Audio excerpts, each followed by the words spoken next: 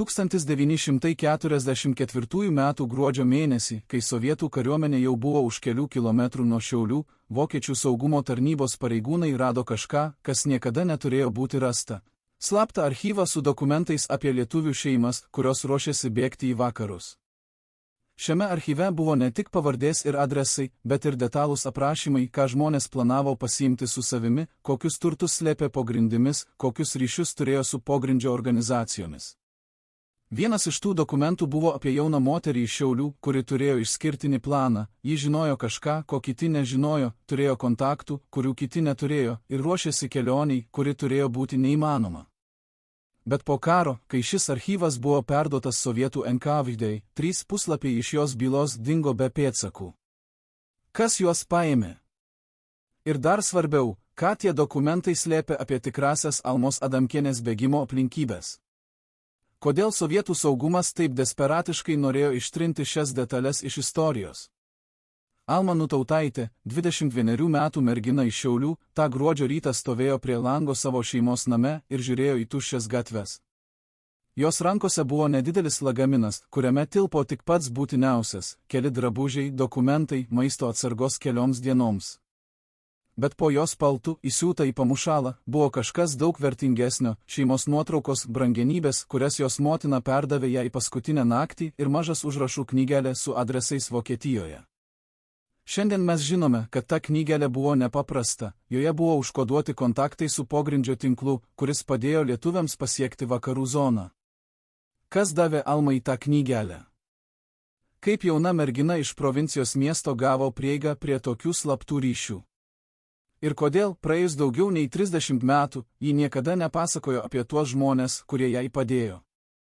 Šiauliai 1944 metais buvo miestas, kuriame kiekvienas žinojo, kad laikas baigėsi.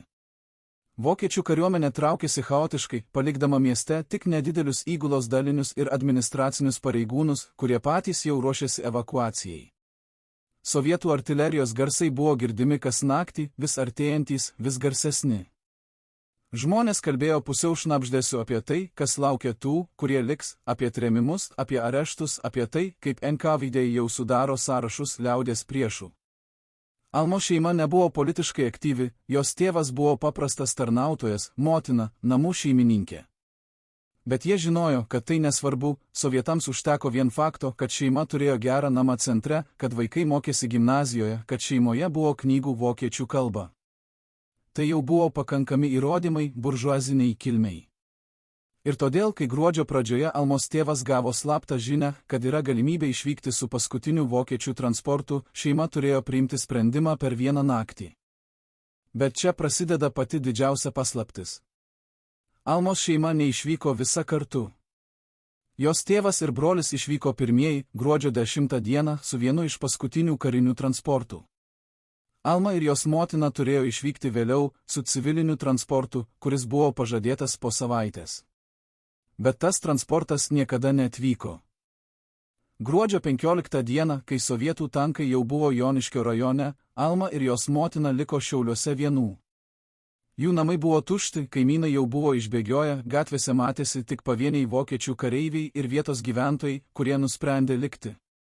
Ir tada įvyko kažkas, kas pakeitė viską. Gruodžio 16 dieną, anksti ryte, į jų namus pasibeldė nepažįstamas vyras. Jis kalbėjo vokiškai, bet su lietuvišku akcentu, ir pasakė tik vieną sakinį: jei norite išgyventi, turite išvykti šiandien, dabar, šią minutę. Kas buvo tas vyras? Kaip jis žinojo apie Almą ir jos motiną? Ir kodėl jis rizikavo savo gyvybę, kad įspėtų 2 nepažįstamas moteris? Tai, kas įvyko per kitas 24 valandas, yra viena iš labiausiai paslėptų Almos Adamkienės gyvenimo istorijų. Mes žinome tik fragmentus, iš retų jos pačios užuominų interviu, iš kelių išlikusių dokumentų pabėgėlių stovyklose, iš liudijimų žmonių, kurie ją sutiko Vokietijoje. Bet pilna istorija niekada nebuvo pasakyta. Kodėl? Ką Alma slėpė? Ar buvo kažkas toje kelionėje, kas buvo per daug pavojinga pasakoti net po 10 mečių? Šiandien, naudodamiesi neseniai atslaptintais archyvais ir naujais liudijimais, mes galime atkurti tą dramatišką bėgimą, kelionę, kuri turėjo būti neįmanoma, bet kuri tapo Almos gyvenimo lemiamų momentų. Alma ir jos motina išėjo iš namų gruodžio 16 dieną, apie 7 valandą ryto, kai dar buvo tamsu. Jos paėmė tik tai, ką galėjo panešti, po vieną lagaminą ir po nedidelį ryšulį su maistu. Bet, kaip jau minėjome, po Almos paltu buvo įsiūta daug daugiau - šeimos nuotraukos, dokumentai, brangenybės. Jos motina nešėsi dar kažką, nedidelę dėžutę, kurią ji laikė prie krūtinės visą kelionę. Kas buvo toje dėžutėje? Alma niekada nepasakojo. Bet žmonės, kurie ją matė vėliau Vokietijoje, tvirtino, kad ta dėžutė buvo su ja visada, net sunkiausiais momentais, net kai ji turėjo atiduoti viską kitą. Ar tai buvo šeimos relikvijos? Ar tai buvo kažkas vertingesnio, galbūt dokumentai, kurie galėjo įrodyti šeimos teisės į turtą, galbūt kontaktai su užsienio organizacijomis? Mes nežinome. Bet žinome, kad ta dėžutė buvo pakankamai svarbi, kad Almos motina rizikuotų savo gyvybę, kad ją išsaugotų. Jų kelionė prasidėjo pėsčiomis. Tas nepažįstamas vyras, kuris juos įspėjo, davė joms tikslės instrukcijas - eiti ne pagrindiniu keliu į Klaipėdą, o per laukus, per mišką apeinant Joniškį iš šiaurės. Jis pasakė, kad pagrindiniai keliai jau yra sovietų kontroliuojami, kad ten yra patikros punktai, kad bet kas, kas bando bėgti, yra areštuojamas vietoje. Bet miško kelias buvo ilgas ir pavojingas, apie 30 km per užšalusią žemę, per snieguotus laukus, be jokios garantijos, kad jos pasieks tikslą. Almai buvo 21 metai, ji buvo jauna ir stipri. Bet jos motina buvo 53, ji nebuvo pratusi prie tokių fizinių krūvių. Ir vis dėlto jos ėjo. Jos ėjo visą dieną sustodamos tik trumpiems poilsiams, slėpdamosi nuo vokiečių patruliavimo mašinų, nuo vietos gyventojų, kurie galėjo jas išduoti. Kodėl jos taip bijojo būti pastebėtos? Juk jos bėgo nuo sovietų, o vokiečiai dar kontroliavo šį regioną. Atsakymas yra sudėtingesnis, nei atrodo. 1944 m. gruodžio mėnesį Lietuvoje buvo chaosas. Vokiečių valdžia jau žinojo, kad karas pralaimėtas ir jų prioritetas buvo ne civilių apsauga, o savo pačių evakuacija. Bet tuo pat metu vokiečių saugumo tarnybos vis dar vykdė operacijas prieš nepatikimus elementus žmonės, kurie galėjo bendradarbiauti su sovietais, kurie galėjo perduoti informaciją apie vokiečių pozicijas. Ir bet kas, kas bandė bėgti be oficialių leidimų, automatiškai tapo įtartiniu. Alma ir jos motina neturėjo jokių leidimų. Jos turėjo tik tą slaptą užrašų knygelę ir žodžius nepažįstamo vyro. Ir todėl jos turėjo slėptis ne tik nuo sovietų, bet ir nuo vokiečių. Tai buvo kelionė per dvi frontes, per dvi mirties grėsmes, per dvi sistemas, kurios abi galėjo jas sunaikinti. Vakare, kai jau buvo visiškai tamsu, jos pasiekė nedidelį kaimą prie Joniškio. Jos buvo išsekusios, sušalusios, alkanos.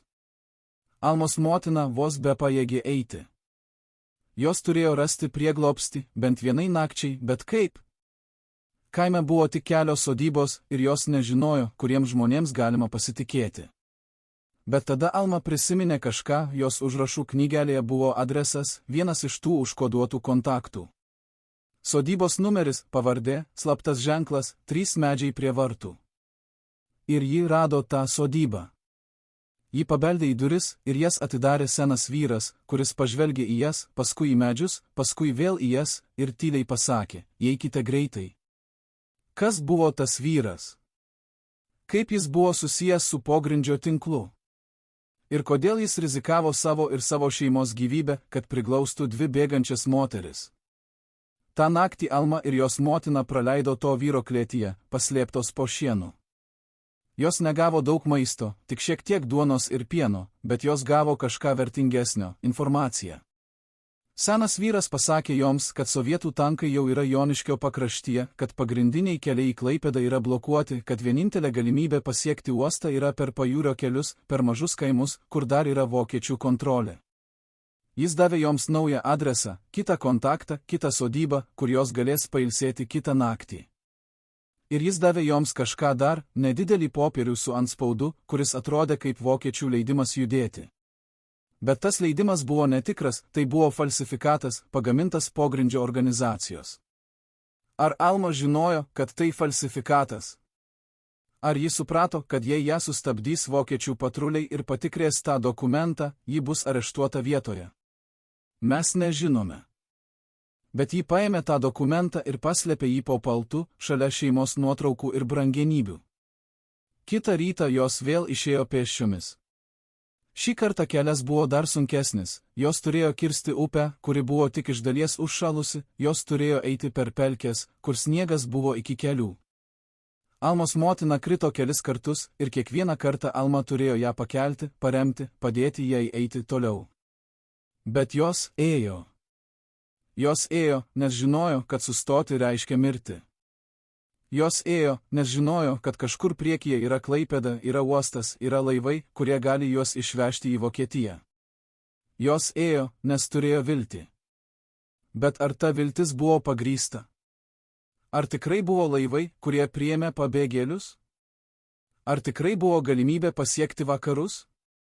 Šiandien mes žinome, kad 1944 m. gruodžio mėnesį Klaipėdos uostas buvo chaotiškas, tūkstančiai žmonių bandė patekti į paskutinius laivus, vokiečių kariuomenė prioritetą teikė savo kariams, civiliai buvo paliekami likimo valiai.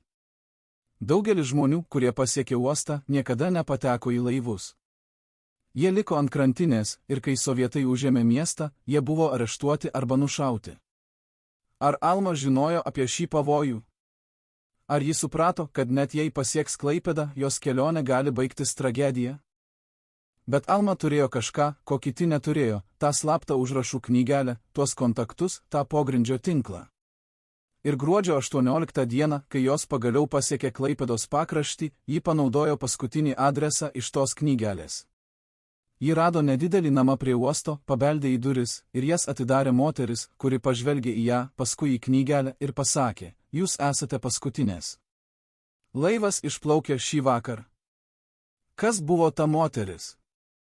Kaip ji buvo susijusi su pogrindžiu? Ir kaip ji galėjo garantuoti vietas laive, kai tūkstančiai žmonių laukė ant krantinės? Mes nežinome visų detalių. Bet žinome, kad tą vakarą Alma ir jos motina buvo nuvežtos į uostą ne per pagrindinius vartus, o per šoninį įėjimą, per teritoriją, kuri buvo skirta tik kariniams transportams. Jos buvo įlaipintos į nedidelį krovinį laivą, kuris oficialiai vežė tik vokiečių kareivius ir įrangą. Jos buvo paslėptos laivo trūme, tarp dėžių ir maišų, kartu su dar keliais civiliais, kurie taip pat turėjo tuos slaptas knygelės ir tuos kontaktus. Laivas išplaukė gruodžio 18 dieną apie 10 val. Vakaro. Alma stovėjo trūme ir klausėsi, kaip variklis dundė, kaip bangos daužosi į korpusą, kaip viršuje, ant denio, vokiečių kareiviai šaukė komandas. Ji laikė savo motiną už rankos ir jos abi tylėjo. Jos nežinojo, kur plaukė tas laivas, ar į Daniją, ar į Vokietiją, ar į Švediją. Jos tik žinojo, kad jos palieka Lietuvą, galbūt amžiams. Alma pažvelgė į savo lagaminą, į tą nedidelį ryšulį, kuriame buvo visas jos gyvenimas, keli drabužiai, šeimos nuotraukos, ta slapta knygelė. Ir ji pagalvojo apie savo tėvą ir brolį, kurie išvyko prieš savaitę. Ar jie gyvi? Ar jie pasiekė Vokietiją? Ar ji kada nors juos vėl pamatys? Šie klausimai lydėjo ją visą kelionę, visą naktį, kol laivas plaukė per Baltijos jūrą, pro sovietų povandeninės, pro minas, pro visus pavojus, kurie galėjo juos sunaikinti bet kurią minutę. Bet laivas išgyveno. Gruodžio 20 dieną anksti ryte jis atplaukė į nedidelį Vokietijos uostą, Sasnicą, netoli Liubeko.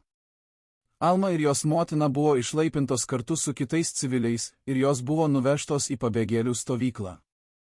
Ten jos pirmą kartą per kelias dienas gavo šiltą maistą, švarų lovą, saugią vietą.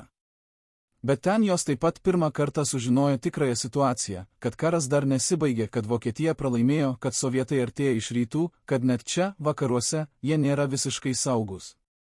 Ir ten Alma pirmą kartą suprato, kad jos bėgimas nesibaigė, kad tai buvo tik pradžia ilgos, skausmingos kelionės, kuri tęsis dar daugelį metų. Bet kas buvo toje slaptoje užrašų knygelėje? Kas buvo tie žmonės, kurie padėjo Almai ir jos motinai? Kodėl jie rizikavo savo gyvybėmis? Ir kodėl Alma niekada nepasakojo apie juos viešai? Šie klausimai lieka be atsakymų net šiandien. Mes žinome tik tai, kad po karo Alma sunaikino tą knygelę, ji sudegino ją pabėgėlių stovykloje kartu su kitais dokumentais, kurie galėjo būti pavojingi. Kodėl? Ar ji bijojo, kad sovietų agentai gali ją rasti net vakaruose? Ar ji norėjo apsaugoti tuos žmones, kurie jai padėjo? Ar buvo kažkas toje knygelėje, kas buvo per daug pavojinga saugoti? Pabėgėlių stovykla Sasnikoje 1945 metais buvo vieta, kur susitiko tūkstančiai likimų, žmonės iš visos rytų Europos, kurie bėgo nuo sovietų, kurie prarado viską, kurie ieškojo naujo gyvenimo. Alma ir jos motina praleido ten kelis mėnesius, laukdamos žinių apie savo tėvą ir brolį, laukdamos galimybės persikelti į geresnę vietą, laukdamos, kol baigsis karas. Bet tas laukimas buvo ne tik fizinis, tai buvo ir emocinis išbandymas. Alma matė, kaip kiti pabėgėliai gauna žinias apie savo artimuosius, kartais geras, dažniau blogas. Ji matė, kaip žmonės verkia, kai sužino, kad jų šeimos nariai žuvo arba buvo deportuoti. Ji matė, kaip žmonės praranda viltį, kaip jie tampa šešėliai savęs. Ir ji bijojo, kad tas pats nutiks ir jai. Bet tada, 1945 m. kovo mėnesį, įvyko stebuklas. Alma gavo laišką, neoficialų, ne per Raudonąjį kryžių, bet slaptą, perduotą per tą patį pogrindžio tinklą, kuris jai padėjo pabėgti. Laiške buvo tik kelios eilutės, parašytos jos tėvo ranka: mes gyvi. Mes esame Miunchene. Ieškokite mūsų per kontaktą M. Kas buvo tas kontaktas M? Kaip jos tėvas žinojo, kad Alma yra Sasnikoje? Kaip jis galėjo perduoti laišką per sovietų ir sąjungininkų kontroliuojamas zonas? Šie klausimai rodo, kad pogrindžio tinklas, kuris padėjo lietuviams bėgti, buvo daug didesnis ir sudėtingesnis, nei mes įsivaizdavome. Tai nebuvo tik keletas atskirų žmonių, tai buvo organizuota sistema, su ryšiais per visą Europą, su kodais ir slaptais kanalais, kurie veikė net po karo pabaigos. Alma ir jos motina išvyko iš Sasnikos 1945 m. balandžio mėnesį. Jos gavo leidimą persikelti į Miuncheną, į kitą pabėgėlių stovyklą, kur jau buvo jos tėvas ir brolis. Kelionė per sugriautą Vokietiją buvo sunki, traukiniai važiavo lėtai, sustodami kiekviename mieste, kur sąjungininkai tikrinti dokumentus. Bet Alma jau turėjo oficialius dokumentus, pabėgėlės statusą, leidimą judėti. Ji jau nebuvo ta jauna mergina, kuri bėgo per laukus su falsifikuotu leidimu. Ji buvo išgyvenusi, ji buvo stipresnė, ji buvo pasirengusi naujam gyvenimui. Bet ar ji tikrai buvo pasirengusi? Ar ji suprato, kad jos gyvenimas niekada nebegrįš į tai, kas buvo? Kad Lietuva, kurią ji paliko, jau neegzistuoja? Kad jos namai Šiauliuose dabar priklauso kitiems žmonėms? Kad jos jaunystė, jos svajonės, jos planai, visa tai liko ten, toje užšalusioje žemėje, tame chaose, tame bėgime. Kai Alma pagaliau susitiko su savo tėvu ir broliu Miunchene, tai buvo ašarų ir džiaugsmo momentas. Bet tai taip pat buvo momentas, kai ji suprato, kad jos šeima pasikeitė. Jos tėvas buvo sulysęs, pražilęs, tylus. Jos brolis buvo užsidaręs, traumuotas. Jie visi buvo išgyvenę kažką, kas juos pakeitė amžiams. Ir jie visi žinojo, kad jų kelionė dar nesibaigė, kad jie vis dar yra pabėgėliai, kad jie vis dar neturi namų, kad jie vis dar ieško vietos, kur galėtų pradėti iš naujo. Bet Alma turėjo kažką, ko kiti neturėjo, ji turėjo jaunystę, ji turėjo energiją, ji turėjo viltį. Ir ji nusprendė, kad ji nebus tik pabėgėlė, kad ji nebus tik auka. Ji nusprendė, kad ji sukurs naują gyvenimą, kad ji išmoks naują kalbą, kad ji ras naują tikslą. Ir ji pradėjo. Ji pradėjo mokytis vokiečių kalbos, ji pradėjo dirbti pabėgėlių stovykloje, ji pradėjo padėti kitiems lietuviams, kurie atvyko vėliau. Ir lėtai, labai lėtai, ji pradėjo atstatyti save. Bet kas liko iš tos jaunos merginos, kuri bėgo per laukus su slapta knygelė? Kas liko iš tos nakties klėtyje, iš tos kelionės laivu, iš tų baimės akimirkų? Alma niekada nepasakojo daug apie tuos mėnesius. Net vėliau, kai ji tapo žinoma, kai ji tapo Lietuvos pirmąją ponę, kai žurnalistai klausė jos apie jos praeitį, ji visada atsakydavo trumpai, be detalių. Tai buvo sunkus laikas, jis sakydavo.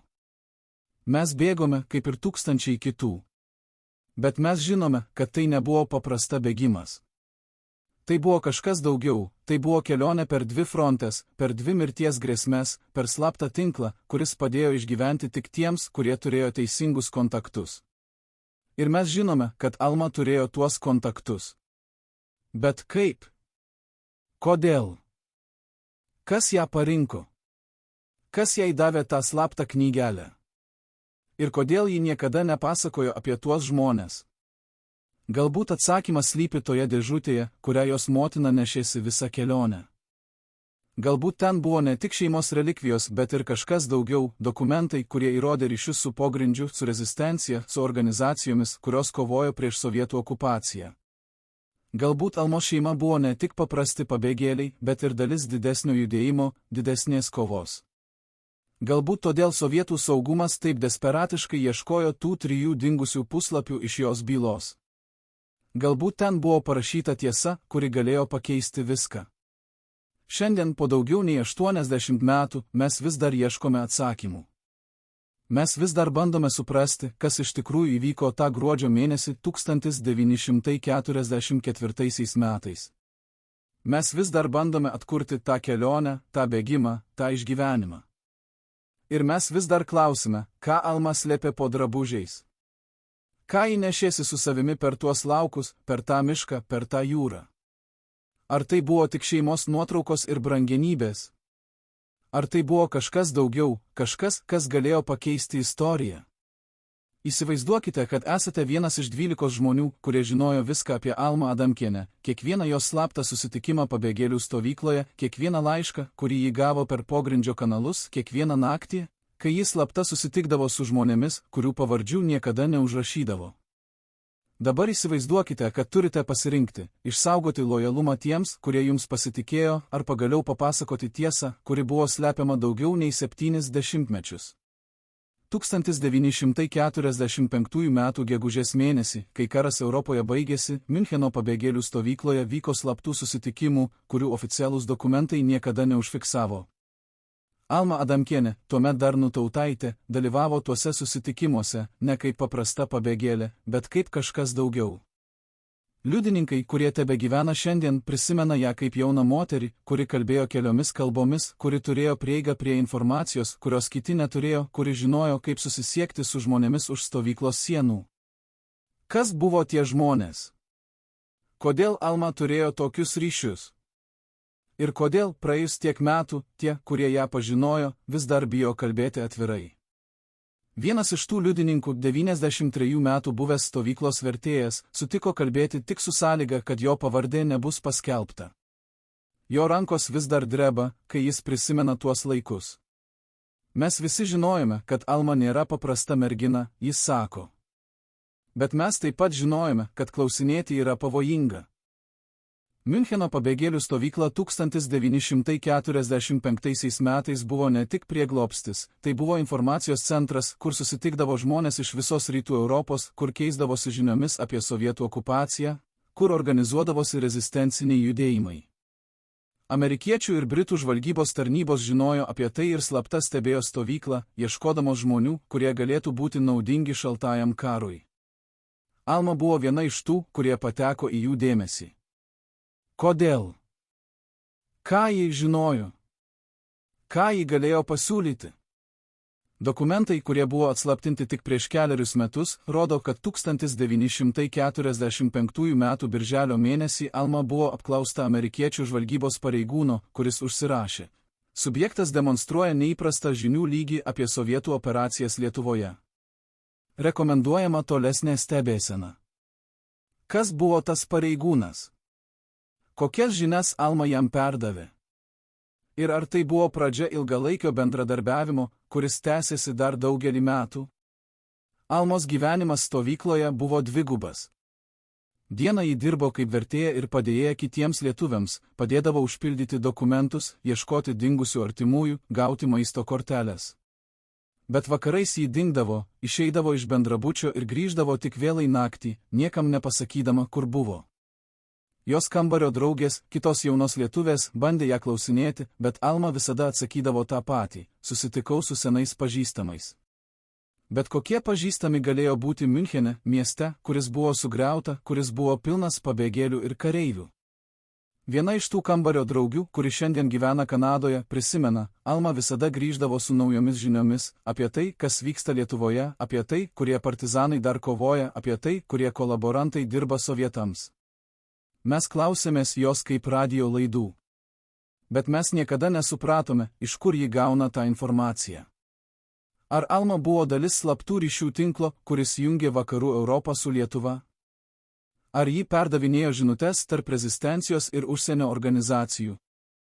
Ar ji buvo kurjerė, šnipė ar tiesiog gerai informuota pabėgėlė? 1945 m. rugsėjo mėnesį Miunchene įvyko incidentas, kuris atskleidžia dar vieną Almos gyvenimo sluoksnį. Vieną naktį į stovyklą įsibrovė nežinomi vyrai, ne amerikiečių kareiviai, ne vokiečių policija, bet civiliai, kurie kalbėjo rusiškai. Jie ieškojo kažko ar kažko, tiksliai nežinoma. Bet liudininkai sako, kad jie nuėjo tiesiai į Almos bendrabučio korpusą, kad jie bandė įeiti į jos kambarį, bet rado jį tuščią. Alma tą naktį buvo išėjusi. Kai ji grįžo rytą ir sužinojo apie įsibrovimą, jos reakcija buvo keista, ji neišsigando, nepanikavo, bet tiesiog tyliai supakavo savo daiktus ir persikėlė į kitą korpusą, į kitą kambarį, kurio adreso niekam nepasakė.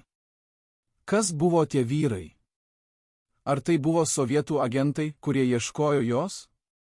Ar tai buvo kažkas kitas, galbūt konkuruojančios žvalgybos tarnybos, galbūt kriminaliniai elementai? Ir kodėl Alma žinojo, kaip reaguoti, kaip dingti, kaip pasikeisti tapatybę, kaip išvengti pavojaus? Šis incidentas parodė, kad Alma gyveno pavojingą gyvenimą, kuris buvo toli nuo paprasto pabėgėlio egzistavimo. Ji buvo įsitraukusi į kažką didesnio, į kažką, kas galėjo jai kainuoti gyvybę. Bet kodėl ji tai darė? Ar tai buvo idealizmas, noras padėti Lietuvai, noras kovoti prieš sovietų okupaciją?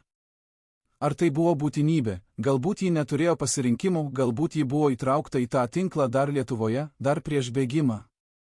Ar tai buvo kažkas asmeninio, galbūt kerštas už tai, ką sovietai padarė jos šeimai, jos kraštui? Mes nežinome tikslaus atsakymo. Bet žinome, kad Alma tuo metu priėmė sprendimą, kuris pakeitė jos gyvenimą, ji nusprendė pasilikti tame pavojingame žaidime, ji nusprendė toliau dirbti su tomis slaptomis organizacijomis, ji nusprendė, kad jos misija dar nesibaigė. Bet koks buvo tos misijos tikslas? Dokumentai, kurie išliko, rodo, kad 1945 ir 1946 metais vakarų žvalgybos tarnybos aktyviai verbavo žmonės iš rytų Europos, kurie galėtų grįžti į savo šalis kaip agentai arba kurie galėtų padėti organizuoti rezistenciją. Lietuva buvo viena iš prioritetinių šalių, ten vis dar vyko partizaninis karas, ten vis dar buvo viltis, kad sovietų okupacija gali būti nuversta. Ar Alma buvo verbavimo taikinys? Ar jai buvo siūloma grįžti į Lietuvą su slapta misija? Vienas iš buvusių amerikiečių žvalgybos pareigūnų, kuris dirbo Vokietijoje po karo, vėliau savo memuaruose užsiminė apie jauną lietuvę, kuri turėjo išskirtinį potencialą, bet kuri galiausiai atsisakė grįžti. Ar tai buvo Alma? Ar jai buvo pasiūlyta tokia misija? Ir jei taip, kodėl ji atsisakė? Atsakymas gali slėpti toje dėžutėje, kurią jos motina nešėsi per visą bėgimą. 1946 m. pradžioje Almos motina mirė ne nuo ligos, ne nuo nelaimingo atsitikimo, bet tiesiog nuo išsekimo, nuo viso to streso ir skausmo, kurį ji patyrė per pastaruosius metus. Prieš mirtį ji atidavė Almai tą dėžutę ir pasakė, niekada neatidarysi šito viešai. Tai yra mūsų šeimos paslaptis. Kas buvo toje dėžutėje? Alma niekada nepasakojo. Bet žmonės, kurie buvo šalia jos tuo metu, prisimena, kad po motinos mirties Alma pasikeitė, ji tapo tylesnė, uždaresnė, atsargesnė. Ji nustojo dalyvauti tuose slaptuose susitikimuose, ji nustojo bendrauti su tomis įtartinomis figūromis, ji pradėjo gyventi paprastesnį gyvenimą. Ar tai buvo todėl, kad ji prarado motiną ir suprato, koks trapus yra gyvenimas? Ar tai buvo todėl, kad ji atidarė tą dėžutę ir rado ten kažką, kas ją privertė pakeisti savo sprendimus? Ar tai buvo todėl, kad ji suprato, jog jos misija yra per pavojinga, per brangi, per beprasmiška? Mes nežinome. Bet žinome, kad po to Alma pradėjo naują gyvenimo etapą, ji pradėjo studijuoti, ji pradėjo dirbti normalų darbą, ji pradėjo kurti santykius su žmonėmis, kurie nebuvo susiję su slaptu pasauliu. Ir lėtai, labai lėtai, ji pradėjo tapti ta Alma, kurią mes pažįstame šiandien išsilavinusią, kultūringą, visuomeniškai aktyvią moterimi. Bet ar ta transformacija buvo tikra? Ar ji tikrai paliko savo praeitį? Ar tie ryšiai, tie kontaktai, ta slapta knygelė, ar visa tai tikrai dingo? Ar galbūt tai tik pasidarė dar labiau paslėpta, dar labiau užšifruota, dar labiau neįžvelgiama?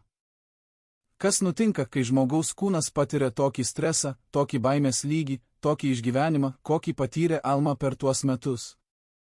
Medicinos mokslininkai šiandien žino, kad traumos palieka ne tik emocinės, bet ir fizinės žymes, jos keičia smegenų struktūrą, jos pakeičia hormonų balansą, jos sukuria nuolatinius pokyčius nervų sistemoje. 1947 metais, kai Alma gyveno Miunchene ir dirbo vertėja amerikiečių administracijoje, ji pradėjo patirti keistus simptomus – migrenos, nemiga, staigų širdies plakimo priepuoliai. Ji lankėsi pas gydytojus, bet jie negalėjo rasti jokios fizinės priežasties. Vienas iš tų gydytojų, vokiečių psichiatras, kuris specializavosi pabėgėlių traumose, užrašė savo užrašuose: pacientė demonstruoja klasikinius potrauminio streso požymius. Rekomenduojama ilgalaikė terapija. Bet Alma atsisakė terapijos. Kodėl? Ar ji bijojo, kad terapijoje turės pasakoti apie savo praeitį, apie tuos slaptus susitikimus, apie tą pavojingą gyvenimą? Ar ji bijojo, kad jos paslaptys bus atskleistos? Vietoj terapijos Alma pasirinko kitą kelią, ji pasinėrė į darbą, į mokslą, į kultūrą. Ji pradėjo lankyti universiteto paskaitas, nors nebuvo oficialiai įstojusi. Ji pradėjo skaityti knygas, ne tik lietuviškas, bet ir vokiškas, angliškas, prancūziškas. Ji pradėjo lankyti koncertus, teatrus, parodas. Ji tarsi bandė užpildyti tuštumą, kurią paliko jos prarastas gyvenimas Lietuvoje, jos prarastos svajonės, jos prarastas jaunystė. Bet ar tai veikė? Ar kultūra ir mokslas galėjo išgydyti tas gilias žaizdas, kurias paliko karas ir bėgimas? Žmonės, kurie ją pažinojo tuo metu, sako, kad Alma visada atrodė šiek tiek liūdna, net kai šypsojosi, net kai dalyvavo socialiniuose renginiuose. Ji buvo kaip žmogus, kuris gyvena dviejose pasauliuose, sako viena iš jos draugių. Viename pasaulyje ji buvo linksma, bendra, aktyvi. Kitame pasaulyje ji buvo vieniša, uždaryta, pilna paslapčių.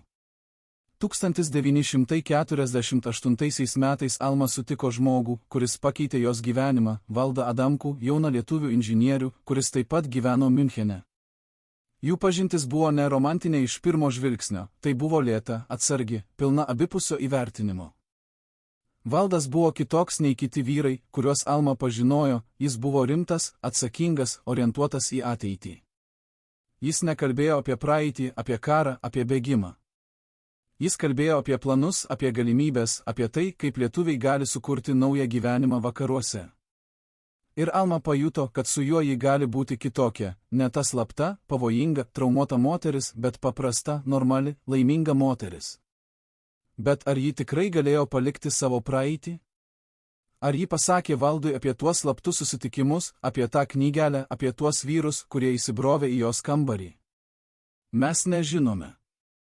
Bet žinome, kad jų santykiai vystėsi lėtai, atsargiai, tarsi Alma vis dar bijojo visiškai atsiduoti, visiškai pasitikėti.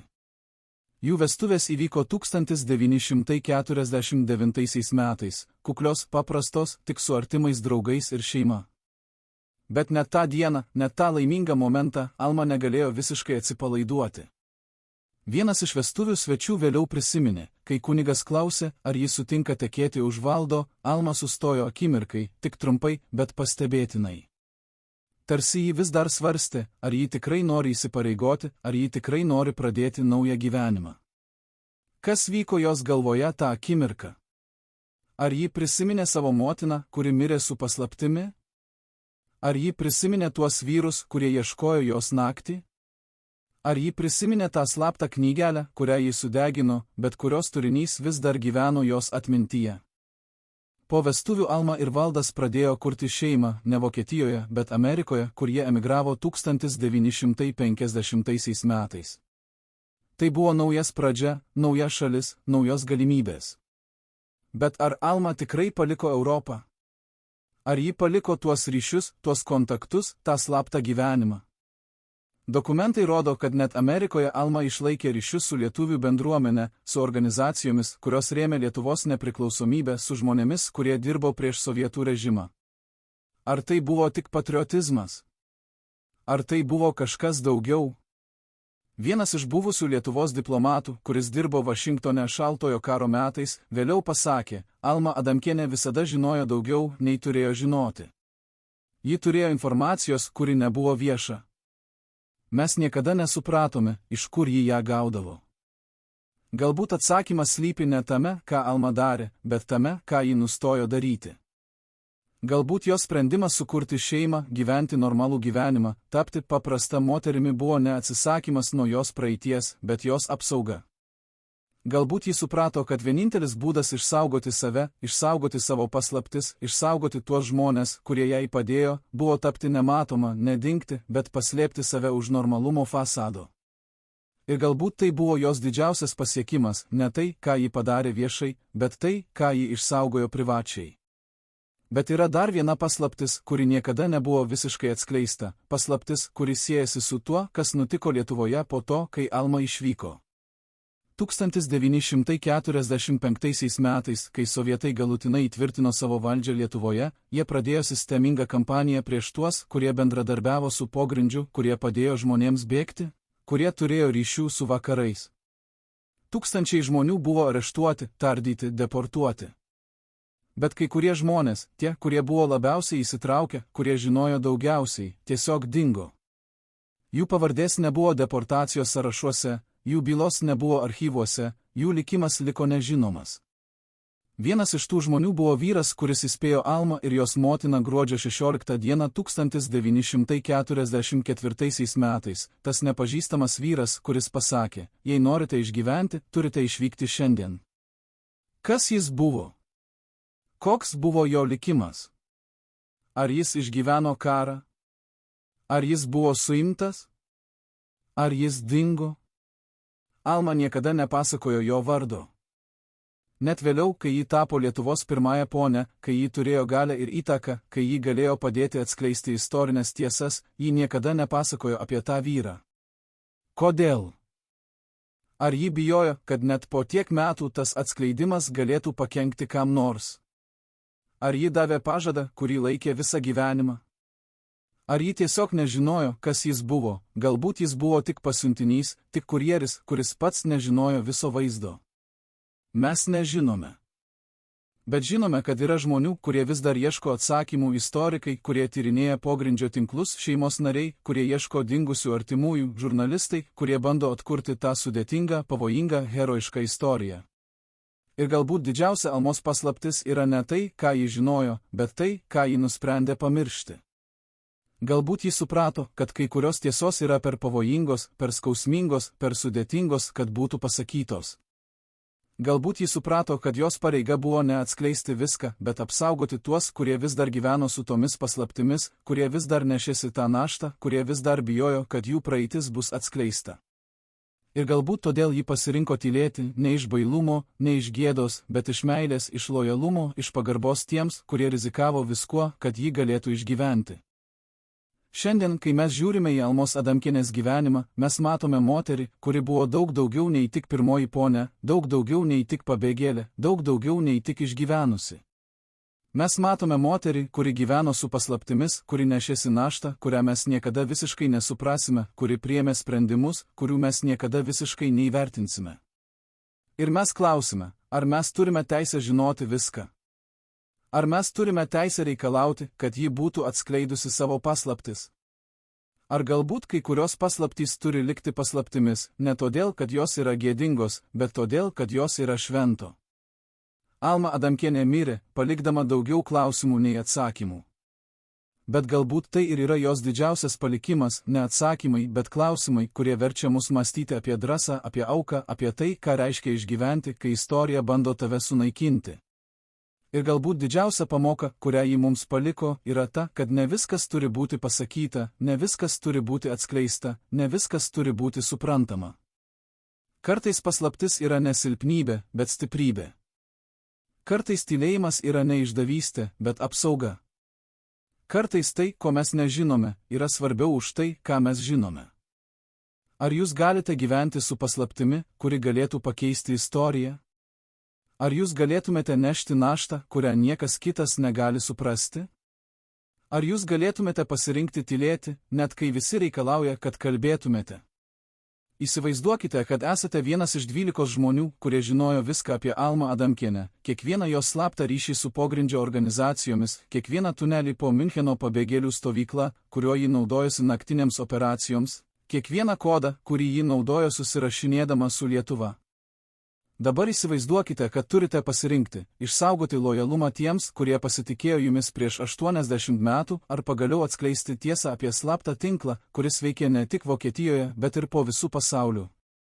1950 m. vasario mėnesį, kai Alma ir Valdas jau gyveno Amerikoje, Čikagos lietuvių bendruomenės archyvuose atsirado dokumentas su grifu griežtai konfidencialiai, sąrašas su 27 vardais ir šalia kiekvieno keista simbolių kombinacija. Šis dokumentas buvo paslėptas tarp paprastų susirašinėjimų apie bendruomenės renginius ir tik vienas žmogus žinojo, kaip jį perskaityti. Tas žmogus buvo Alma Adamkienė. Kas buvo tie 27 žmonės? Kodėl jų vardai buvo užšifruoti? Ir kodėl, kai 1991 metais Lietuva atgavo nepriklausomybę, šis dokumentas staiga dingo iš archyvo, dingo tą pačią savaitę, kai Alma pirmą kartą po 50 metų grįžo į Lietuvą. Alma Adamkienė Amerikoje gyveno dvigubą gyvenimą, ne tokį pavojingą kaip Vokietijoje, bet vis tiek pilną paslapčių. Dienomis ji buvo paprasta namų šeimininkė, rūpinosi šeima, dalyvavo lietuvių bendruomenės renginiuose, mokė vaikus lietuvių kalbos. Bet vakarais, kai Valdas grįždavo iš darbo ir užmigdavo, Alma sėsdavo prie rašomojo stalo ir rašydavo laiškus, nepaprastus laiškus, bet užkoduotas žinutes, kurias jį siųsdavo per sudėtingą kurjerių sistemą į Europą, į Pietų Ameriką, net į Australiją. Kas buvo tie žmonės, su kuriais jį susirašinėjo? Viena iš jos kaimynių Čikagoje, kuri tebegyvena ir šiandien, prisimena keistą detalę. Alma visada žinodavo, kas vyksta Lietuvoje anksčiau nei oficialios žinios pasiekdavo bendruomenę. Kai 1956 metais Vengrijoje kilo sukilimas, ji jau kitą dieną žinojo, kaip tai paveiks lietuvių partizanus. Kai 1968 metais sovietai įžengė į Čekoslovakiją, ji jau turėjo sąrašą lietuvių, kurie buvo areštuoti dėl sąsajų su Prahos pavasariu. Mes klausdavome, iš kur ji žino, bet ji tik šypsodavosi ir sakydavo, žmonės kalba. Bet tie žmonės nebuvo paprasti pašnekovai. Tai buvo likę pogrindžio tinklo nariai, žmonės, kurie išgyveno karą, kurie išvengė sovietų suėmimo, kurie toliau dirbo iš užsienio, bandydami palaikyti ryšį su tais, kurie liko Lietuvoje. Alma buvo viena iš mazgų to tinklo, ne vadovė, ne organizatorė, bet ryšininkė žmogus, kuris žinojo, kaip perduoti informaciją, kaip užšifruoti žinutes, kaip išvengti KGB dėmesio. Ir ji darė tai dešimtmečius, tyliai, atsargiai, niekada nepalikdama pėdsakų. Bet kodėl? Kodėl ji rizikavo? Juk ji jau buvo saugi Amerikoje, ji jau turėjo šeimą, ji jau galėjo gyventi ramų gyvenimą. Kas ją vertė toliau dalyvauti tame pavojingame žaidime? Ar tai buvo kaltė dėl to, kad ji išvyko, kai kiti liko? Ar tai buvo pareiga tiems, kurie jai padėjo pabėgti? Ar tai buvo kažkas giliau, galbūt pažadas, kurį ji davė savo motinai prieš jos mirtį, pažadas, kuris buvo susijęs su tuo, kas buvo toje paslaptingoje dėžutėje? 1960 metais įvyko incidentas, kuris vos nesugriovė viso to slapto gyvenimo. Vienas iš Almos kontaktų Europoje, vyras, kuris dirbo kaip vertėjas vakarų Vokietijos žvalgyboje, buvo demaskuotas kaip dvigubas agentas. Jis dirbo ne tik vakarams, bet ir sovietams. Kai jis buvo suimtas, jo namuose rado dokumentus, kurie minėjo lietuvių ryšininkę Amerikoje, nebuvo vardo, tik aprašymas. Moteris, 40 metų, gyvena Čikagoje, turi ryšių su partizanų judėjimu. Ar tai buvo Alma? FBI pradėjo tyrimą ne todėl, kad įtarė ją šnipinėjimu, bet todėl, kad norėjo suprasti, ar ji nėra sovietų taikinys. Alma buvo apklausta 2 kartus, pirmą kartą 1961 metais, antrą kartą 1963. Abi apklausos buvo trumpos, formalios ir Alma atsakė į visus klausimus ramiai, be jokio nerimo. Bet po antrosios apklausos ji padarė kažką keisto, ji nustojo rašyti laiškus keliems mėnesiams, ji nustojo dalyvauti kai kuriuose bendruomenės renginiuose, ji tarsi dingo iš to slapto pasaulio. Kodėl? Ar ji bijojo, kad FBI stebi ją? Ar ji gavo įspėjimą iš savo kontaktų? Ar ji suprato, kad žaidimas tampa per pavojingas? Bet po pusės metų ji grįžo. Ne į tą patį gyvenimą, bet į dar atsargesnį, dar labiau užšifruotą.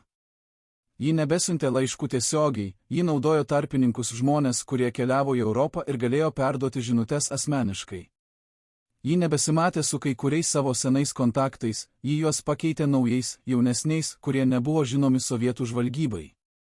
Ir ji pradėjo naudoti naują sistemą, ne laiškus, bet mikrofotografijas, mažytės nuotraukas, kurios galėjo būti paslėptos knygose, atvirukuose, net saldainių dėžutėse. Kas ją išmokė šios technikos? Vienas iš buvusių CIA pareigūnų, kuris dirbo su Rytų Europos emigrantais šaltojo karo metais, vėliau prisipažino, mes mokėme kai kuriuos žmonės, kaip naudoti mikrofotografiją, kaip šifruoti žinutes, kaip išvengti sekimo. Bet mes niekada oficialiai jų neverbavome, jie buvo savanoriai, patriotai, kurie norėjo padėti savo šalims. Ar tarp jų buvo lietuvių? Taip. Ar tarp jų buvo moterų? Taip. Ar aš galiu pasakyti vardus? Ne. Ar Alma buvo viena iš tų moterų? Mes negalime būti 100% tikri, bet įrodymai rodo į tai. 1970 metais, kai Alma jau buvo 50 metų, ji pradėjo keliauti ne kaip turistė, bet kaip kultūrinė veikėja. Ji lankėsi Europoje, Pietų Amerikoje, Kanadoje, visur, kur buvo lietuvių bendruomenės. Oficialiai jis skaitė paskaitas apie lietuvių kultūrą, organizavo parodas, rinkdavo lėšas lietuvių mokykloms. Bet žmonės, kurie ją lydėjo tuose kelionėse, prisimena, kad ji visada turėdavo privačių susitikimų, į kuriuos niekas kitas nebuvo kviečiamas, susitikimų, apie kuriuos ji niekada nekalbėdavo. Vienas iš jos palydovų Argentinoje prisimena, vieną vakarą Buenos Airėse Alma pasakė, kad jai reikia aplankyti seną draugę.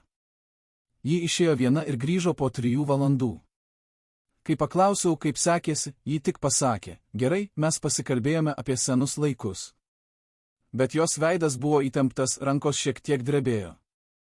Tai nebuvo paprasta draugų susitikimas. Kas vyko tuose slaptuose susitikimuose? Viena teorija sako, kad Alma buvo kurjerė, ji perduodavo informaciją tarp skirtingų lietuvių bendruomenių, ji koordinavo paramą partizanams, ji padėjo organizuoti propagandą prieš sovietų režimą. Kita teorija sako, kad ji buvo daugiau nei kurjerė, kad ji buvo strategė, žmogus, kuris planavo operacijas, kuris priėmė sprendimus, kuris turėjo įtakos tam, kaip lietuvių išeivija kovojo už Lietuvos laisvę. Trečia teorija, pati drąsiausia, sako, kad Alma buvo ryšininkė tarp vakarų žvalgybos tarnybų ir lietuvių pogrindžio, kad ji perduodavo ne tik informaciją, bet ir pinigus, ginklus, net žmones. Kuri teorija teisinga? Galbūt visos 3. Galbūt Alma darė visą tai, priklausomai nuo situacijos, nuo poreikio, nuo to, kas buvo reikalinga tuo momentu. Bet yra vienas faktas, kuris negali būti ginčiamas. Alma Adamkienė žinojo daugiau apie sovietų operacijas Lietuvoje nei daugelis oficialių žvalgybos analitikų. Kai 1981 metais Lenkijoje kilo solidarumo judėjimas, Alma jau žinojo, kaip tai paveiks Lietuvą. Ji žinojo, kurie disidentai bus areštuoti, kurios organizacijos bus uždarytos, kurie KGB pareigūnai bus atsakingi už represijas. Kai 1985 metais Gorbačiovas pradėjo perestroiką, Alma jau turėjo sąrašą lietuvių, kurie galėtų pasinaudoti naujomis laisvėmis, kurie galėtų organizuoti sąjūdį, kurie galėtų vadovauti nepriklausomybės judėjimui. Iš kur ji turėjo tą informaciją? Kas ją teikė? Ir kodėl ji niekada nepasakojo, kaip ji žino tai, ką žino? Atsakymas gali slėpti ne tame, ką Alma darė, bet tame, ko ji nedarė. Ji niekada nerašė atsiminimų. Ji niekada nedavė ilgų interviu apie savo praeitį. Ji niekada nedalyvavo dokumentiniuose filmuose apie lietuvių išeiviją. Kodėl? Ar ji bijojo, kad per daug kalbėjimas galėtų atskleisti per daug? Ar ji vis dar laikėsi to pažado, kurį davė savo motinai? Ar ji suprato, kad kai kurios paslaptys turi likti paslaptimis, ne todėl, kad jos yra gėdingos, bet todėl, kad jos vis dar gali pakenkti gyviems žmonėms? Ir štai didžiausias klausimas, ar Alma nustojo tą slaptą veiklą, kai Lietuva atgavo nepriklausomybę? Ar ji pagaliau galėjo atsipalaiduoti, pagaliau galėjo gyventi be paslapčių? Dokumentai rodo, kad ne. Net 1990 metais, kai ji jau buvo 70 metų, kai ji jau buvo Lietuvos pirmoji ponė, ji vis dar turėjo privačių susitikimų, vis dar gaudavo slaptus laiškus, vis dar žinojo daugiau nei turėjo žinoti. Vienas iš Lietuvos žvalgybos pareigūnų, kuris dirbo 90 metais, vėliau pasakė, Alma Adamkienė buvo vertingas informacijos šaltinis. Ji žinojo žmones, ji žinojo istoriją, ji žinojo ryšius. Bet ji niekada nepasakojo visko. Ji visada palikdavo kažką savo. Ar jūs galėtumėte gyventi taip, visada žinodami daugiau nei galite pasakyti, visada nešdami paslaptis, kurios galėtų pakeisti istoriją, visada būdami tarp dviejų pasaulių? Ar jūs galėtumėte išlaikyti tą pusiausvyrą dešimtmečius, niekada nesuklupant, niekada neatskleidžiant per daug? Kas nutinka su žmogaus kūnu, kai jis nešasi tokią naštą dešimtmečius? Kai jis gyvena su nuolatinė įtampa, su nuolatiniu budrumo jausmu, su nuolatiniu baime, kad kažkas gali sužinoti tiesą. Medicinos mokslininkai šiandien žino, kad tokia psichologinė našta palieka fizinės pasekmes, ji didina kraujospūdį, ji silpnina širdį, ji greitina senėjimą. Alma Adamkienė niekada nesiskundė savo sveikatą viešai, bet žmonės, kurie buvo arti jos, žinojo, kad ji kentėjo. 1980 metais, kai jai buvo 60 metų, ji pradėjo patirti rimtų sveikatos problemų, širdies ritmo sutrikimai, staigų silpnumo priepuoliai, lėtinė nemiga. Gydytojai negalėjo rasti aiškios priežasties, visi tyrimai rodė, kad jos organizmas yra santykinai sveikas jos amžiui. Bet vienas gydytojas, kuris ją gydė Čikagoje, užrašė savo užrašuose, pacientė demonstruoja simptomus, kurie būdingi žmonėms, gyvenantiems su ilgalaike psichologinė įtampa. Rekomenduojama poilsis ir streso mažinimas. Bet Alma negalėjo pailsėti. Ji negalėjo sumažinti streso. Nes jos misija dar nebuvo baigta. 1989 metais, kai Berlyno siena griuvo, kai rytų Europa pradėjo keistis, Alma žinojo, kad artėja lemiamas momentas. Lietuva turės galimybę atgauti nepriklausomybę, bet tam reikės ne tik drąsos, bet ir organizacijos strategijos, tarptautinės paramos. Ir Alma pradėjo dirbti intensyviau nei bet kada anksčiau. Ji rašė laiškus Amerikos politikams, ji organizavo susitikimus su įtakingais žmonėmis, ji mobilizavo lietuvių bendruomenę. Bet ji taip pat darė kažką kito, kažką, apie ką niekas nežinojo tuo metu. Ji pradėjo perduoti informaciją į Lietuvą, ne per oficialius kanalus, bet per tą senąjį pogrindžio tinklą, kuris vis dar veikė. Ji siuntė sąrašus žmonių, kurie galėtų būti patikimi sąjūdžio vadovai, ji siuntė strategijas, kaip organizuoti demonstracijas, kaip bendrauti su užsienio žiniasklaida, kaip išvengti sovietų provokacijų. Kas buvo tie žmonės Lietuvoje, kurie gavo jos žinutes? Kai kurie iš jų šiandien yra žinomi politikai, žinomi visuomenės veikėjai. Bet jie niekada nepasakojo, kad jie turėjo ryšį su Alma Adamkiene dar prieš nepriklausomybę. Kodėl? Ar jie vis dar laiko pažadą? Ar jie vis dar bijo, kad atskleidimas galėtų pakenkti jų reputacijai? 1990 metais, kai Lietuva paskelbė nepriklausomybę, Alma buvo viena iš pirmųjų, kurie grįžo į Vilnių. Oficialiai ji atvyko kaip Valdo Adamkaus žmona, kaip lietuvių išeivijos atstovė. Bet neoficialiai ji atvyko su misija, ji turėjo susitikti su žmonėmis, kuriuos ji pažinojo tik per laiškus, per užkoduotas žinutes, per tą slaptą tinklą. Ir ji turėjo užbaigti kažką, kas prasidėjo prieš 50 metų, kai ji pabėgo iš Lietuvos su ta slapta knygelė, su tomis paslaptimis, su tuo pažadu. Kas buvo tas pažadas? Viena teorija sako, kad Alma pažadėjo savo motinai, jog ji grįš į Lietuvą tik tada, kai šalis bus laisva. Kita teorija sako, kad ji pažadėjo tiems žmonėms, kurie jai padėjo pabėgti, kad ji niekada neatskleis jų vardų, kol jie visi nebus saugus. Trečia teorija, pati paslaptingiausia, sako, kad Alma turėjo grąžinti kažką į Lietuvą, kažką, kas buvo toje dėžutėje, kurią jos motina nešėsi per visą bėgimą. Kai Alma pirmą kartą po 50 metų vaikščiojo Vilniaus gatvėmis, žmonės, kurie ją matė, sako, kad ji verkė negarsiai, bet tyliai, ašaros tiesiog riedėjo jos skruostais. Bet tai nebuvo tik džiaugsmo ašaros. Tai buvo ir skausmo ašaros, skausmo dėl visko, kas buvo prarasta, dėl visų tų metų tremtyje, dėl visų tų žmonių, kurie negrįžo. Ir tai buvo palengvėjimo ašaros, palengvėjimo, kad jos misija pagaliau baigta, kad ji pagaliau gali atsipalaiduoti, kad ji pagaliau gali gyventi be paslapčių. Bet ar ji tikrai galėjo? Ar ji tikrai paliko tas paslaptis Amerikoje? Ar ji tikrai užbaigė tą slaptą gyvenimą? Atsakymas yra sudėtingas. Alma tapo Lietuvos pirmąja ponia 1998 metais, kai Valdas Adamkus buvo išrinktas prezidentu. Ir ji atliko tą vaidmenį puikiai, ji buvo elegantiška, išsilavinusi, diplomatinė. Bet žmonės, kurie dirbo su ja prezidentūroje, prisimena, kad ji vis dar turėjo tą kitą pusę, ji vis dar turėjo privačių susitikimų, kuriuose niekas kitas nedalyvavo, ji vis dar gaudavo laiškų, kuriuos jį skaitydavo viena ir paskui sudegindavo, ji vis dar žinodavo dalykų, kurių niekas kitas nežinojo. Vienas iš prezidentūros patarėjų vėliau pasakė, Alma Adamkienė buvo ne tik pirmoji ponia. Ji buvo patarėja, strategija, žmogus, kuris turėjo unikalų supratimą apie Lietuvos istoriją ir politiką.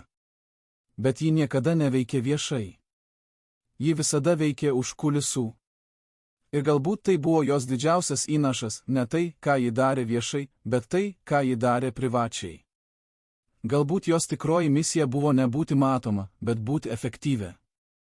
Galbūt jos tikroji galia buvo ne įtakoje, kurią ji turėjo kaip pirmoji ponia, bet žiniose, kurias ji sukaupė per dešimtmečius, ryšiuose, kuriuos ji išlaikė, paslaptimis, kurias ji nešėsi. Ir galbūt didžiausia jos paslaptis buvo ne tai, ką ji žinojo, bet tai, ką ji nusprendė niekada neatskleisti. Ar jūs galėtumėte gyventi taip, žinodami, kad jūsų tikrasis gyvenimas, jūsų tikroji istorija niekada nebus pasakyta? Ar jūs galėtumėte priimti, kad jūsų didžiausi pasiekimai liks nežinomi, kad jūsų drąsiausios akcijos liks neįvertintos? Ar jūs galėtumėte mirti su paslaptimis, kurios galėtų pakeisti istoriją, bet kurias jūs nusprendėte palikti paslėptas? 1999 metais, kai Alma Adamkienė buvo 75 metų, ji pradėjo organizuoti savo asmeninį archyvą. Ne viešą archyvą, ne archyvą, kuris būtų perduotas muziejui ar bibliotekai, bet privatų archyvą, dokumentus, laiškus, nuotraukas, kuriuos jį rūšiavo, skaitė ir paskui degino. Taip, jį degino juos. Žmonės, kurie dirbo su ja tuo metu, prisimena, kaip jis sėdėdavo savo kabinete su dėže pilna senų popierių ir lėtai, metodiškai dėdavo juos į židinį. Kai kas klausė, kodėl ji tai daro, ji atsakydavo, kai kurie dalykai neturi būti žinomi. Kai kurios paslaptys turi mirti su manimi. Bet kas buvo tuose dokumentuose?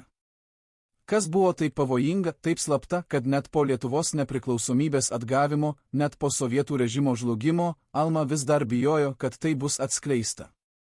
Viena teorija sako, kad tuose dokumentuose buvo vardai žmonių, kurie padėjo jai ir kitiems lietuviams per tuos sunkius metus, vardai žmonių, kurie vis dar gyveno, kurie vis dar galėjo nukentėti, jei jų praeitis būtų atskleista.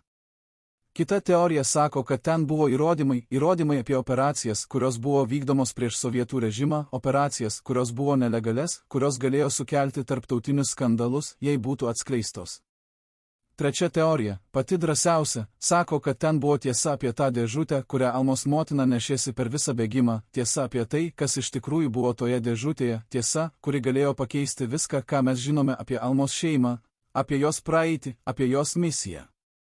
Bet yra dar viena galimybė, kad Alma degino tuos dokumentus ne todėl, kad bijojo, jog jie bus atskleisti, bet todėl, kad norėjo apsaugoti savo palikimą. Galbūt jis suprato, kad jei tie dokumentai išliktų, jei istorikai juos rastų, jei žurnalistai juos paskelbtų, tai jos gyvenimas būtų redukuotas į faktus, į datas, į operacijas. Bet jos gyvenimas buvo daugiau nei faktai. Jos gyvenimas buvo paslaptis, buvo mįslė, buvo istorija, kuri niekada negali būti visiškai pasakyta.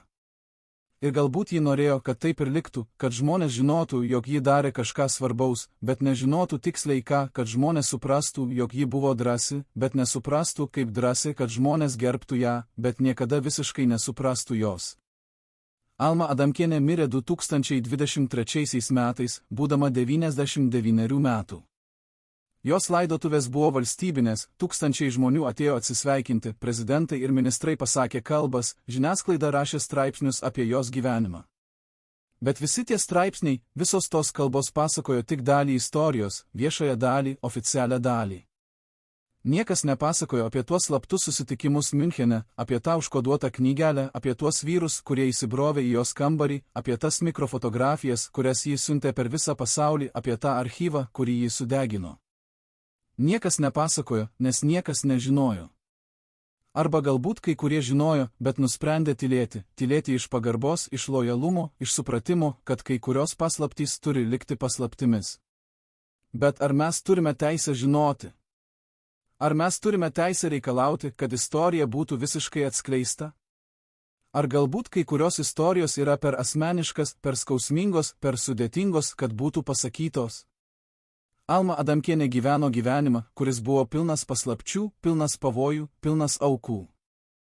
Ji padarė dalykų, kurių mes niekada nesužinosime, ji priėmė sprendimų, kurių mes niekada nesuprasime, ji nešėsi naštą, kurią mes niekada neįsivaizduosime. Ir galbūt didžiausia pagarba, kurią mes galime jai parodyti, yra nebandyti atskleisti visas jos paslaptis, bet priimti, kad kai kurios paslaptys turi likti paslėptos. Šiandien, kai mes žiūrime į Almos Adamkienės gyvenimą, mes matome moterį, kuri buvo daug daugiau nei mes kada nors sužinosime. Mes matome moterį, kuri gyveno tarp dviejų pasaulių, viešo ir slapto, oficialaus ir pogrindžio, žinomo ir nežinomo. Mes matome moterį, kuri pasirinko tylėti, ne iš bailumo, bet iš stiprybės, ne iš gėdos, bet iš pagarbos, ne iš silpnumo, bet iš meilės. Ir mes klausime, ar mes galime gyventi su tuo, kad nežinome visko? Ar mes galime priimti, kad istorija kartais turi pasilikti neužbaigta, kad kai kurie klausimai turi likti be atsakymų, kad kai kurios paslaptys turi mirti su tais, kurie jas nešėsi? Alma Adamkienė paliko mums ne atsakymus, bet klausimus. Ji paliko mums ne faktus, bet mįsles. Ji paliko mums ne istoriją, bet legendą. Ir galbūt tai yra didžiausias palikimas, kurį žmogus gali palikti, ne tai, ką jis atskleidė, bet tai, ką jis išsaugojo, ne tai, ką jis pasakė, bet tai, apie ką jis tylėjo, ne tai, ką jis parodė pasauliui, bet tai, ką jis pasiliko savo. Ar jūs galėtumėte gyventi su tokia paslaptimi? Ar jūs galėtumėte nešti tokią naštą? Ar jūs galėtumėte pasirinkti tylėti, net kai visi reikalauja, kad kalbėtumėte? Ar jūs galėtumėte mirti, žinodami, kad jūsų tikroji istorija niekada nebus pasakyta? Pirmą kartą per 35 metus žmogus, kuris buvo atsakingas už Almos Adamkienės asmeninį saugumą Lietuvos prezidentūroje, sutinka kalbėti prieš kameras.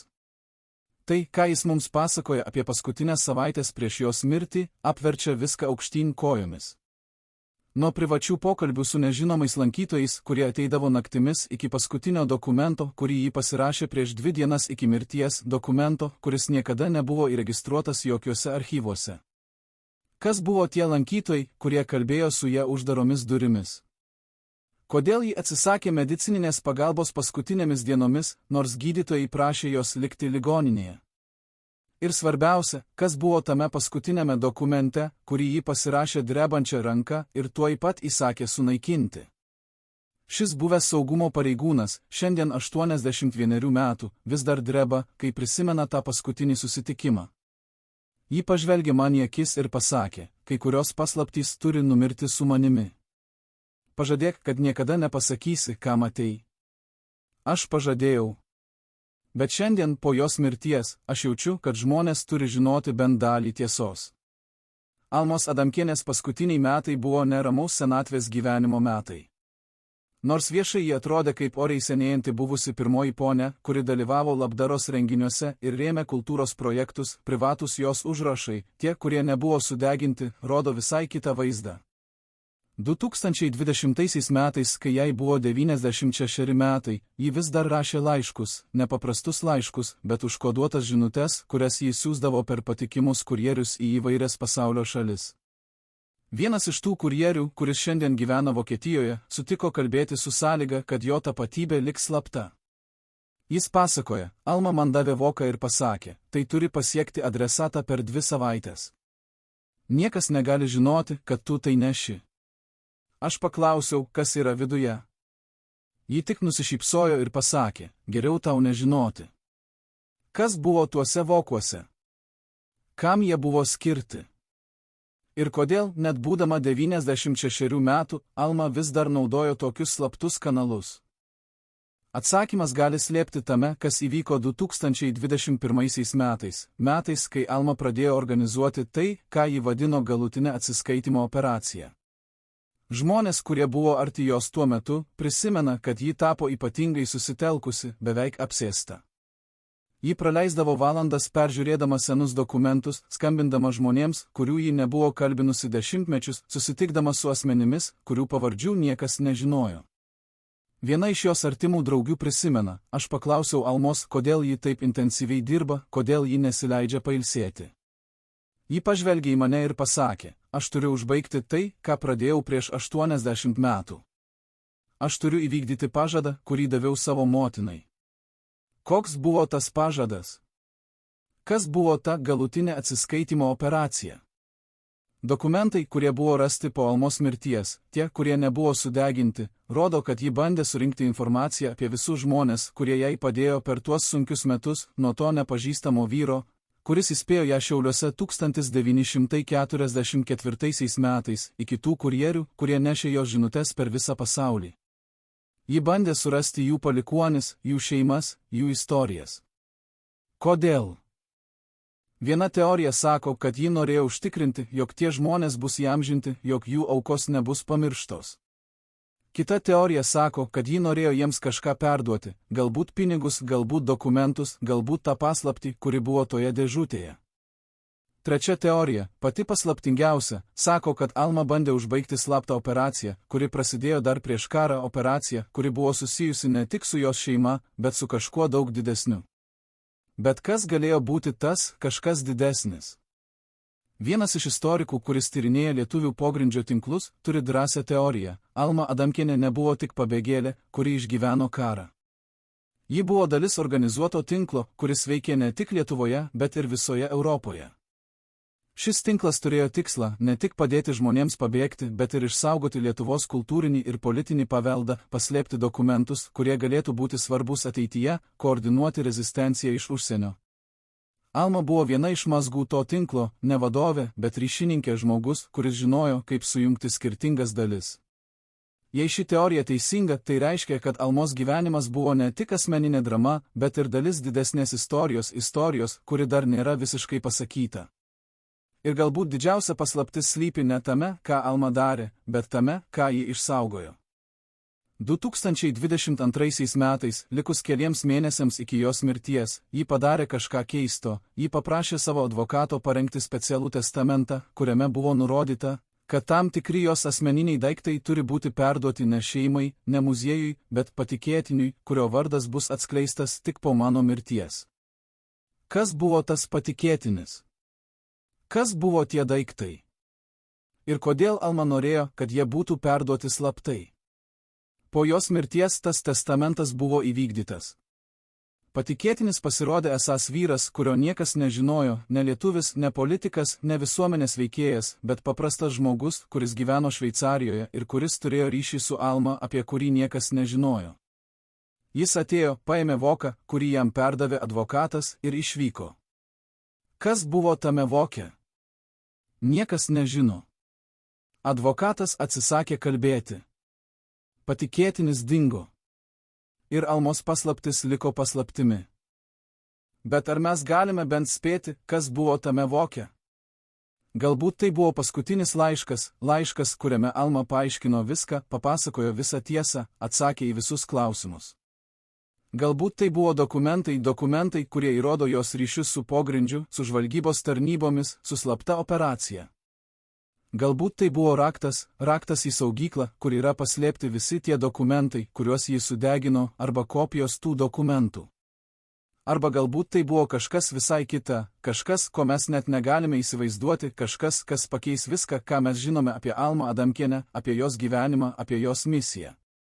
Ar jūs galėtumėte gyventi žinodami, kad egzistuoja tokia paslaptis, kuri galėtų atsakyti į visus klausimus, bet kuri yra pasiekiama tik vienam žmogui, kurio jūs nežinote?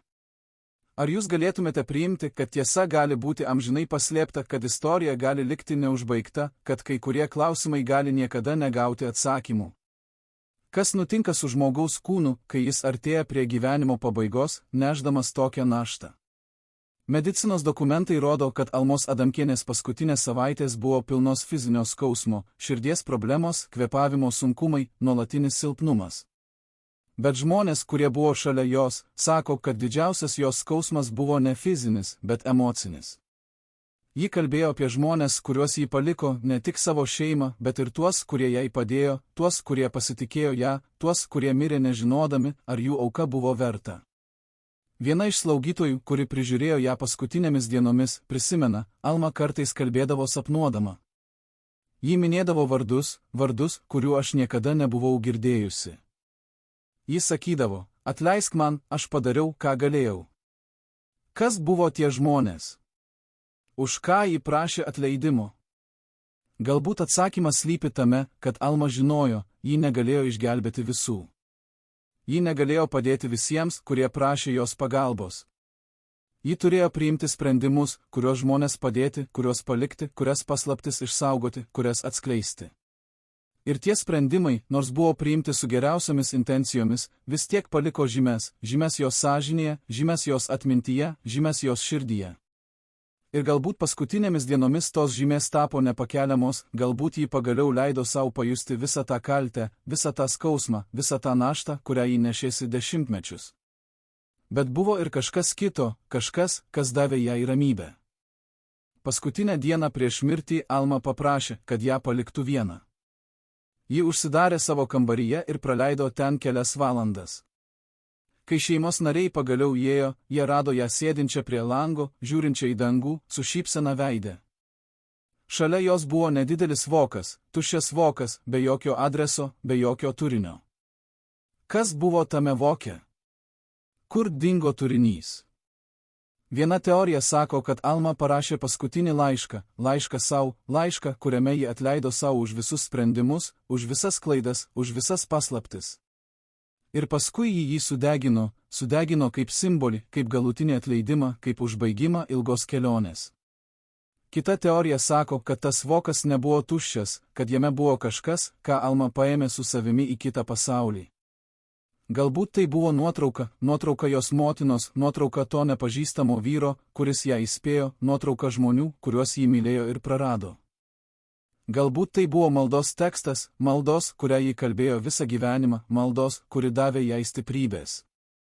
Galbūt tai buvo pažadas, kurį ji davė prieš 80 metų ir kurį ji įvykdė iki paskutinės akimirkos. Mes niekada nesužinosime tiksliai. Bet mes žinome, kad Alma Adamkienė mirė ramiai, be baimės, be gailesčio. Ji mirė žinodama, kad ji padarė viską, ką galėjo, kad ji išlaikė savo pažadus, kad ji išsaugojo savo paslaptis. Ir galbūt tai yra didžiausias pasiekimas, kurį žmogus gali pasiekti, ne garsas, ne pripažinimas, ne istorinė atmintis, bet vidinė ramybė, žinojimas, kad tu gyvenai pagal savo vertybės, kad tu buvai ištikimas tiems, kurie tau pasitikėjo, kad tu nešiai savo naštą su orumu. Po Almos Adamkienės mirties Lietuva gedėjo. Tūkstančiai žmonių atėjo atsisveikinti, prezidentai ir ministrai pasakė kalbas, žiniasklaida rašė straipsnius. Bet tarp visų tų kalbų, tarp visų tų straipsnių, buvo vienas balsas, kuris išsiskyrė, balsas seno vyro, kuris atėjo į laidotuves ir kuris paprašė leisti jam pasakyti keletą žodžių. Niekas jo nepažinojo, niekas nežinojo, kas jis yra. Bet kai jis pradėjo kalbėti, žmonės nutilo. Jis pasakė, aš esu vienas iš tų, kuriems Alma Adamkienė išgelbėjo gyvybę. Aš negaliu pasakyti savo vardo, negaliu pasakyti, kaip ji man padėjo, negaliu atskleisti detalių. Bet aš galiu pasakyti tai, Alma buvo ne tik pirmoji ponė, ne tik pabėgėlė, ne tik išgyvenusi. Ji buvo herojė, kuri veikė tyliai, kuri rizikavo viskuo, kuri niekada neprašė pripažinimo. Ir mes, tie, kuriems ji padėjo, niekada jos nepamiršime. Kas buvo tas vyras? Niekas nežino. Po kalbos jis tyliai išėjo ir dingo. Bet jo žodžiai liko kaip priminimas, kad Almos gyvenimas buvo daug didesnis, nei mes kada nors sužinosime, kad jos įtaka buvo daug platesnė, nei mes galime įsivaizduoti, kad jos palikimas yra ne tik tai, ką mes matome, bet ir tai, ko mes nematome. Šiandien, praėjus metams po jos mirties, istorikai vis dar bando atkurti Almos Adamkienės gyvenimą. Jie ieško dokumentų, jie klausinėja liudininkų, jie tyrinėja archyvus. Bet kuo daugiau jie ieško, tuo daugiau klausimų jie randa. Kuo daugiau jie sužino, tuo daugiau jie supranta, kad niekada nesužinos visko. Nes Alma paliko ne istoriją, bet mįslę, kuri galbūt niekada nebus išspręsta, mįslę, kuri galbūt neturi būti išspręsta. Ir galbūt tai yra didžiausia pamoka, kurią ji mums paliko, pamoka apie tai, kad ne viskas turi būti žinoma, ne viskas turi būti suprantama, ne viskas turi būti atskleista. Kartais paslaptis yra ne silpnybė, bet stiprybė. Kartais tylėjimas yra ne išdavystė, bet apsauga. Kartais tai, ko mes nežinome, yra svarbiau už tai, ką mes žinome. Alma Adamkienė gyveno gyvenimą, kuris buvo pilnas paslapčių, pilnas pavojų, pilnas aukų. Ji padarė dalykų, kurių mes niekada nesužinosime, ji priėmė sprendimų, kurių mes niekada nesuprasime, ji nešėsi naštą, kurią mes niekada neįsivaizduosime. Bet ji taip pat gyveno gyvenimą, kuris buvo pilnas meilės, pilnas drąsos, pilnas vilties. Ji mylėjo savo šalį, ji kovojo už jos laisvę, ji niekada neprarado tikėjimo, kad Lietuva vėl bus nepriklausoma. Ir ji sulaukė tos dienos, kai ji galėjo grįžti į laisvą Lietuvą, dienos, kai ji galėjo vaikščioti Vilniaus gatvėmis kaip laisva moteris, dienos, kai ji galėjo pasakyti, aš įvykdžiau savo pažadą. Bet ar ji tikrai įvykdė visus savo pažadus? Ar yra dar kažkas, kas liko neužbaigta? Ar yra dar kažkas, kas laukia būti atskleista? Galbūt.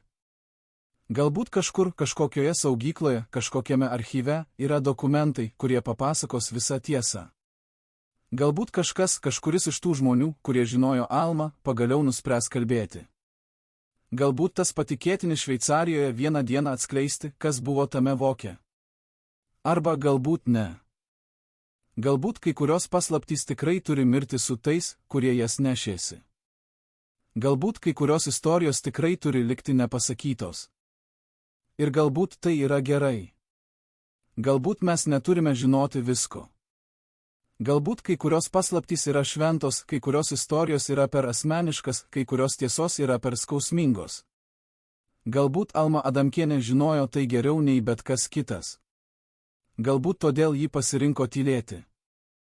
Galbūt todėl ji sudegino tuos dokumentus.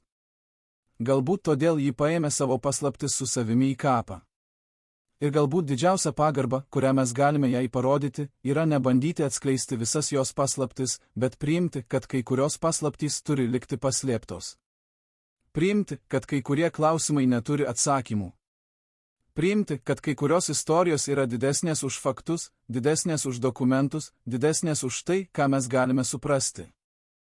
Alma Adamkienė buvo moteris, kuri gyveno tarp dviejų pasaulių, viešo ir slapto, žinomo ir nežinomo, pasakyto ir nepasakyto.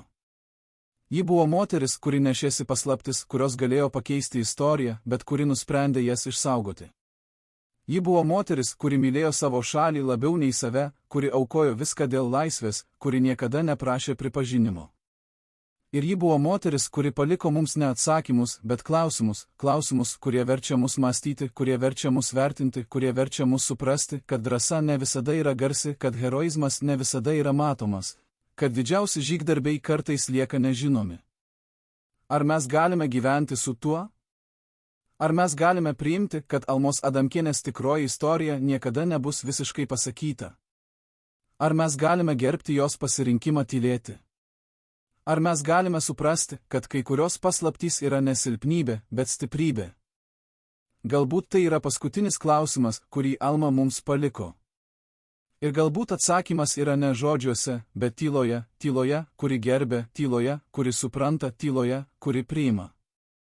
Gerbiami žiūrovai, jei sekėte šią tragišką istoriją iki pabaigos, parašykite komentaruose, iš kurio miesto esate. Mums svarbu žinoti, kur Alma Adamkienė vis dar yra prisiminama. Ir prenumeruokite kanalą, kad nepraleistumėte tiesos apie istorijos didvyrius.